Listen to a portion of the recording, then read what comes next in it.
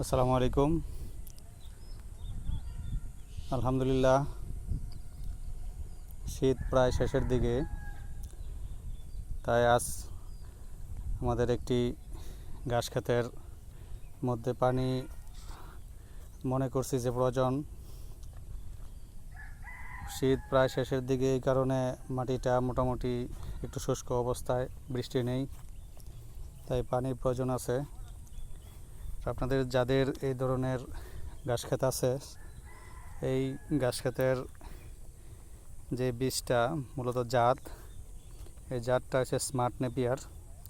এই ঘাস ক্ষেতের মধ্যে পানির প্রয়োজন আছে। আপনারা যদি এরকম ঘাস ক্ষেত লাগিয়ে থাকেন, তাহলে এই ঘাস ক্ষেত যাতে কোনো রকমই শুকনো অবস্থায় কোনো সময় না থাকে, তাই পানির সবসময় মাটিটা যাতে ভিজে ভিজে অবস্থায় থাকে, এরকমভাবে আপনারা পরিচর্যা করবেন, পানি দেওয়ার চেষ্টা করবেন।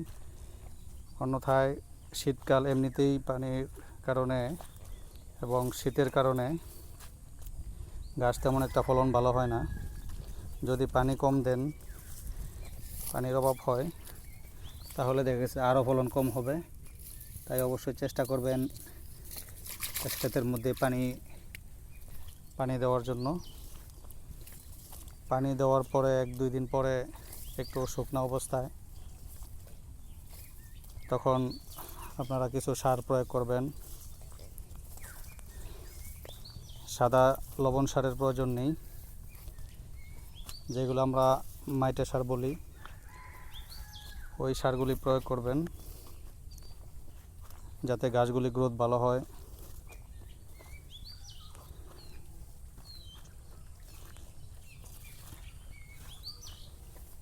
আর যদি আপনারা পানির কোনো গাছ লাগিয়ে থাকেন, তাহলে পানির যে গাছগুলি আছে অজানা হাইব্রিড, ওইগুলি পানির মধ্যে সারা বছর হয়, কিন্তু এই গাছগুলি আবার পানির মধ্যে হয় না। স্মার্ট নেপিয়ার গাছগুলি মূলত শুকনো জায়গায় লাগাইতে হয়, পানি হলে ওরা মারা যায় বেশি দিন থাকলে।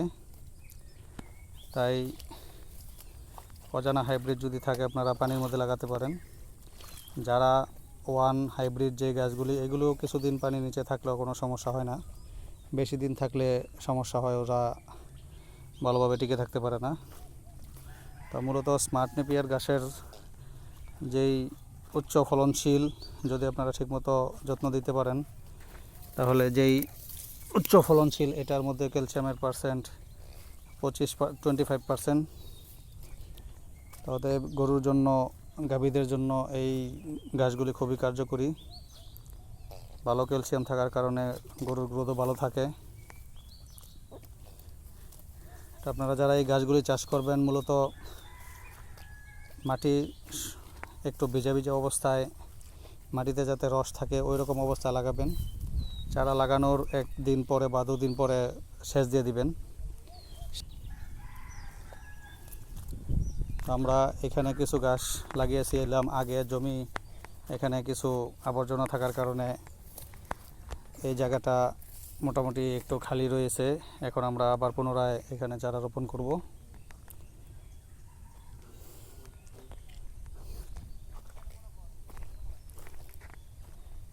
মাটিটা ভালো করে চাষ করে নেবেন, যাতে মাটিটা ঝুরঝুরে অবস্থা থাকে।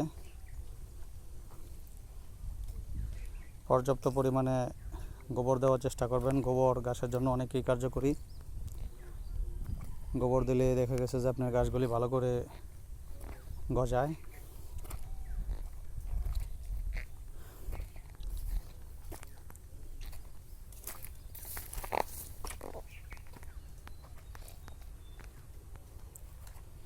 এটা 2 দিন আগে সেচ দিয়েছি।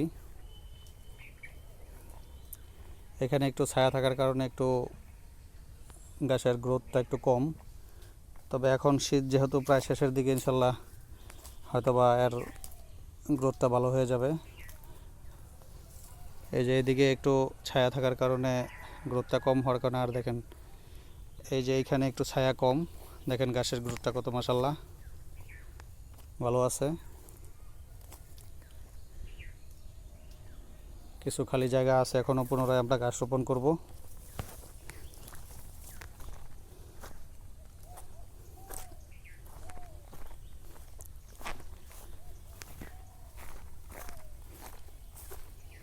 আমরা আরেকটি ঘাস খেতে যাচ্ছি, এর পাশেই সেটাও একই অবস্থায়। 3 ভাগের 1 ভাগ রোপণ করা হয়েছে, আর 2 ভাগ এখন বর্তমানে উপযুক্ত সময় গাছ লাগানোর। তাই এটা মূলত শীত সেজনে লাগানোর গাছ না, আরও আগে লাগানো হয়। তবে জমি পানি থাকার কারণে এখানে দেখা গেছে গাছগুলি রোপণ করা হয় নাই। এখানেও কিছু পানি জমে, কিন্তু পানি জমলেও তেমন একটা পানি জমে না। পানি না জমানোর বেশি একটা যেহেতু জমে না, তাহলে আশা করছি ইনশাল্লাহ হয়তোবা এখানে গাছ হবে। একই সময়ে লাগানো এই চারাগুলি।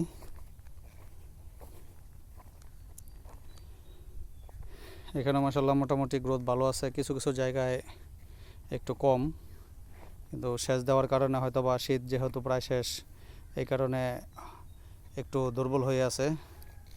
গোবর সার প্রয়োগ করলে ইনশাল্লাহ ঠিক হয়ে যাবে। এখানে উপযুক্ত সময় এখানে গাছ লাগানোর পুনরায়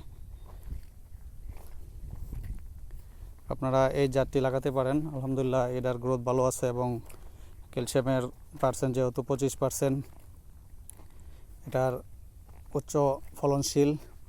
একটা সোফাতে প্রায় 25 থেকে 30 কেজি প্রায় হয়ে থাকে, যদি আপনার এখানে ভালো আপনারা যত্ন দিতে পারেন। 20-25 কেজি যদি আপনার এখানে একটা সোফা থেকে হয়, তাহলে একটা গরুর জন্য একদিনের খাবার যথেষ্ট।